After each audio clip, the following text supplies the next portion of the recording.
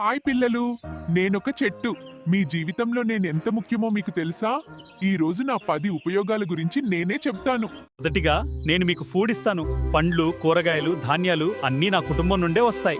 మీ ఆరోగ్యం కోసం నేను ఎప్పుడూ పనిచేస్తూనే ఉంటాను. మీరు ప్రతి క్షణం శ్వాస తీసుకోవడానికి అవసరమైన ఆక్సిజన్ నేనే ఇస్తాను.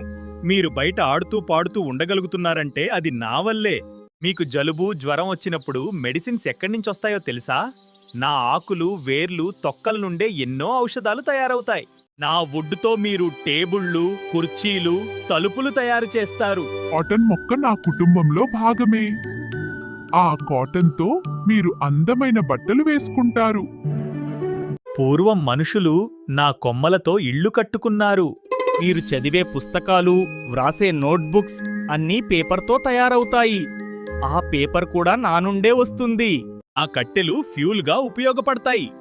వంట చేసుకోవడానికి గ్రామాల్లో ఇంకా నన్నే ఉపయోగిస్తున్నారు.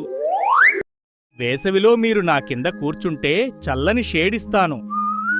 మీకు విశ్రాంతి కలిగించడం నాకు చాలా ఆనందం.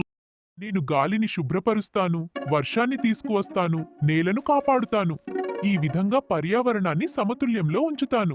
ఇప్పుడు మీకు అర్థమైంది కదా పిల్లలు, నేనెంత ముఖ్యమో. కాబట్టి నన్ను కాపాడండి, మరిన్ని చెట్లు నాటండి. నేను ఉంటేనే జీవితం ఉంటుంది.